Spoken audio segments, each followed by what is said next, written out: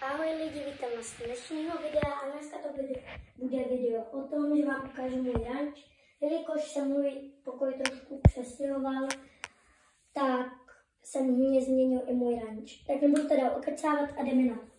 Takže začneme tady u kruhovky. Tohle je prostě kruhovka. Tady máme ceduli, vítáme vás na ranči na Ztracence. Pak tady máme koně, kterýho mám novýho, takže vám řeknu jenom 3. Tohle je Nikča. Tohle je koň, který nemá jméno. A tohle je Richmond. Tak jo, když tak už vám jména koní říkat nebudu. Takže tamhle koně. Pak tady mám stáj. Takový malinký nový výběh. Tady je taky a stromeček, pod kterým dostanou holky z ranče dárek, každá asi 2. Pak tady jsou morčata, je tam králík, morče a ježek. Pak je tady taková část krmírny, kde je vlastně seno, sláma a granule. Pak tady má box princeska, kterou zrovna čistí Tomáš. To je taky nový panduláček. Tady je krmírna a zároveň i sklad na ohrádky. Pak je tady kurník a ukážu vám takovou vychytávku. Podívejte se na tohle. Hustý, co? Pak je tady stromeček, pod kterým dostanu dárky koně, třeba nějaký pamlsky nebo tak něco. Pak je tady sklad na helmy, poháry a tak. Pak je tady stáj, kterou mám teďka docela prázdnou, protože většina koní je teďka ve výběhu. Je tady jenom starouš a koň, který nemá jméno. Pak je tady kavárna a auto. A tady je takový menší sklad.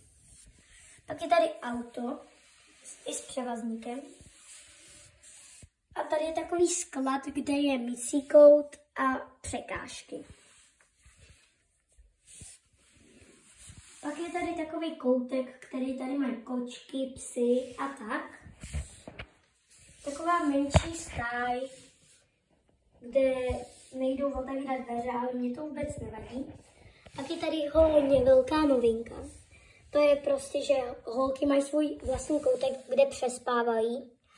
A mám tady 3 nový panduláčky. Začneme u Amandy, to je Amanda. Tohle je Wendy, Gita, já jsem ji přejmenovala z Gábiny na Gitu.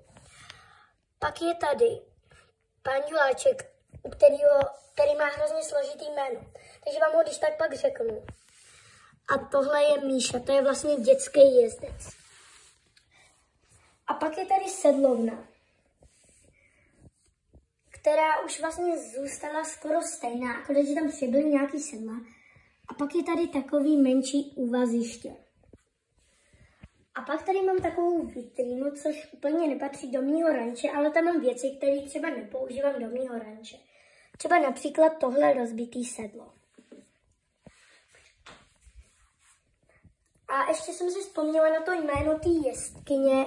Je to podobný jako Monika, takže je to do pekné, zase jsem to zapomněla. No tak nic. Tak vám třeba někdy natočit nějaký krátký shorty, kde vám to řeknu. Tady mám adventní kalendář a jelikož už se blíží Vánoce, už jsou za 4 dny, tak vám přeju pěkný advent. A pěkné Vánoce, ať dostanete to, co si přejete. Tak to bude konec tohohle videa. Doufám, že se vám líbilo a pokud se vám líbilo, tak určitě dejte like a odběr.